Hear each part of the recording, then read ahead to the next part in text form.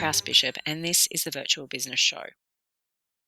Recently, a question was asked on one of the groups that I belong to, what reason people had for not actually starting their business. Some of the reasons given were, confidence, am I good enough? Fear, will it work? Fear of not getting clients, not being able to do it, not succeeding, not knowing how to do it. Mindset issues, procrastination, being able to market yourself, or even a return on that investment. Is it going to be worth it in the end? And the juggling act, how to work full or part-time, start a practice and look after your kids. So I thought that maybe for this show, I would share with you how I did it back in 1999.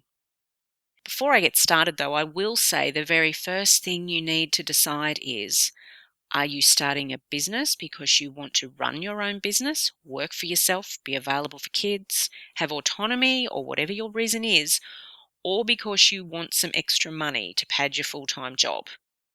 If it's the second one, then it's safe to say you can expect a juggling act, and it's also safe to say you are not a business owner. And by definition, you're not a VA.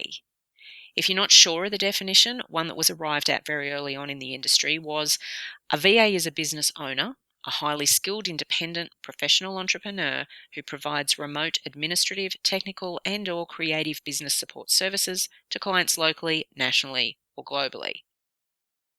Now, I'm not advocating that you go all in at the outset, but what I am saying is, if working for yourself and no one else is your end goal for whatever reason, then you need to think and act like a business owner, not an employee.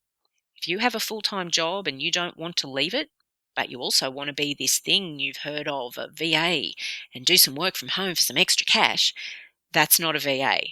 That's a hobby.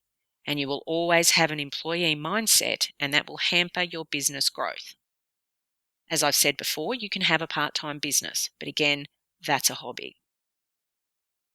So, how did I do it? My work history was as a secretary, eventually working my way up to executive PA roles. I worked in the legal industry, including criminal law, and also in hospitality as the PA to the general manager of a convention centre. I worked long hours and I was paid well. I loved my work, not necessarily the job, but the people that I worked with. Then I fell pregnant with my daughter.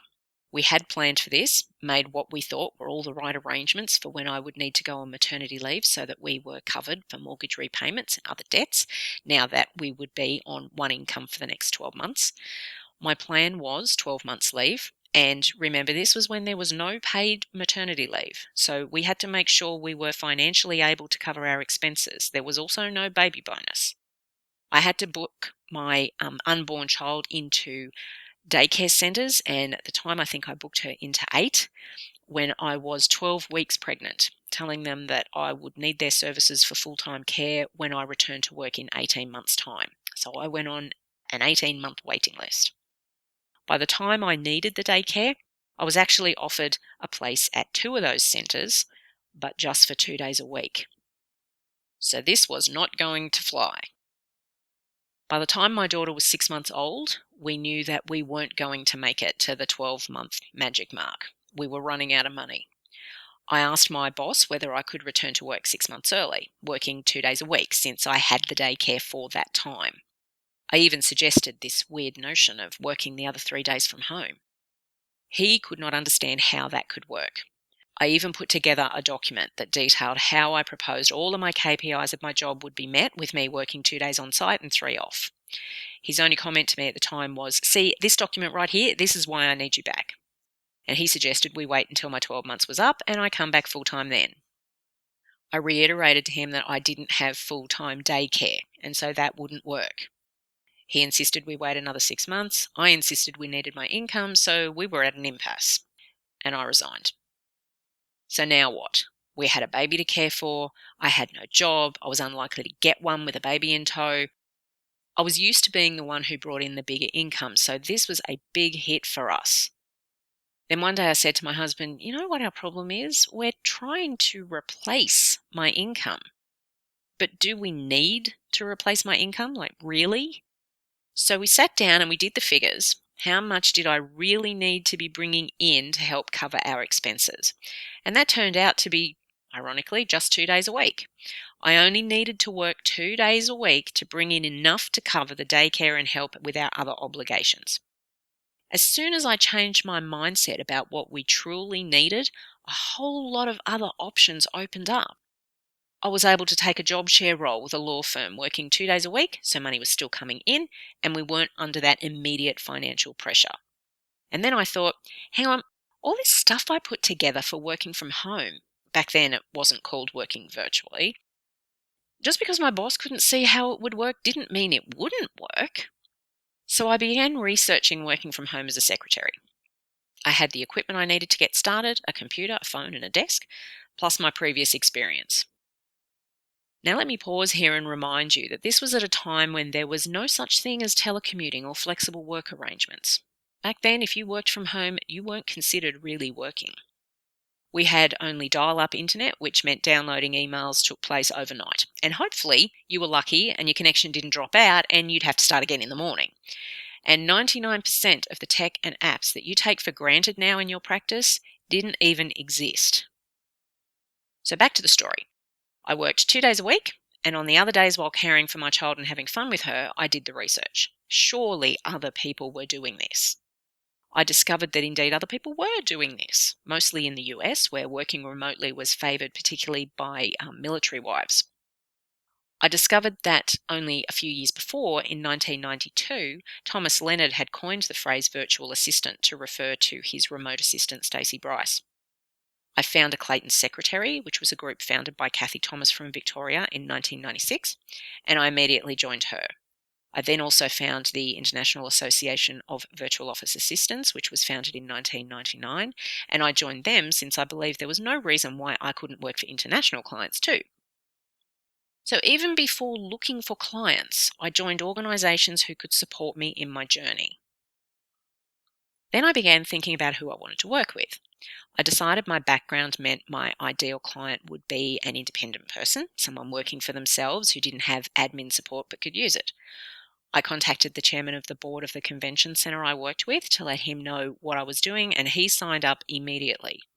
He then referred another two of his director friends to me, and within 18 months I had more than replaced the income from my job share role, so I resigned from there and threw myself 100% into my practice. Over the years, as technology has advanced, my practice has morphed and changed from what it began as. And in those early days, even digital transcription was almost witchcraft. I recall hearing about it, and so I went into the Sony Centre in the city and I asked what I needed to be able to provide that service. And I was told by them, oh, that'll never take off. It's really only used by big top end of town businesses like large law firms. So and it's so expensive. So I wouldn't even worry about it. Luckily for me, I followed up and I found a digital transcription solution that was being innovated by an entrepreneur in Coffs Harbour in New South Wales, and he asked me to beta test the product for him. Note that I didn't have a coach. They barely even existed back then. I didn't go and get specialist VA training. I had skills I knew would transition to a home-based environment that could be delivered remotely with equipment I already had at home, and I needed to go and market myself. That is not to say that training is bad. That is not what I am saying at all. Continuing education is vital. So I still do training in different software programs I might want to use, in business concepts, different technologies, and so on. But the core skills I needed to be a VA and provide those services to others, I already had. I didn't throw myself into my practice 100% from the get-go. I recommend to all newbie VAs not to give up their day job, so they have a source of income. But that doesn't mean it has to be a full-time job, and you may find part-time or casual is actually enough. If you have literally no skills, then being a VA is not for you. You can't leave school and start a VA practice. Having some admin and office experience will help you know the basics of the service you'll be offering. It's like you can't attend a webinar and then pronounce to the world you are the next best webinar host and you can provide these services for your clients. Or you throw together a Wix website and all of a sudden you're a web design guru. Or you've been in business 2 years and start to call yourself a coach of newbie VAs on how they should run their successful business. If you've been going 2 years, if you haven't made enough profit to put in a tax return yet, you're not yet a successful business owner. I've mentioned the statistics before, that according to the Small Business Association, about 30% of new businesses fail during the first 2 years, 50% during the first 5, and 66% during the first 10. So you can't really call yourself a successful business owner unless you've been going for at least that 5-year mark. I've shared my 5 tips for starting your VA practice on the show before, but the very first thing you need to do is change your mindset. Think like a business owner, not an employee. But don't leave work right away. I'm not suggesting that. Understand the realities of business failure so you don't go all out and crash and burn in those first few years. Going back to what prevents people getting started, the big one there that we heard was fear.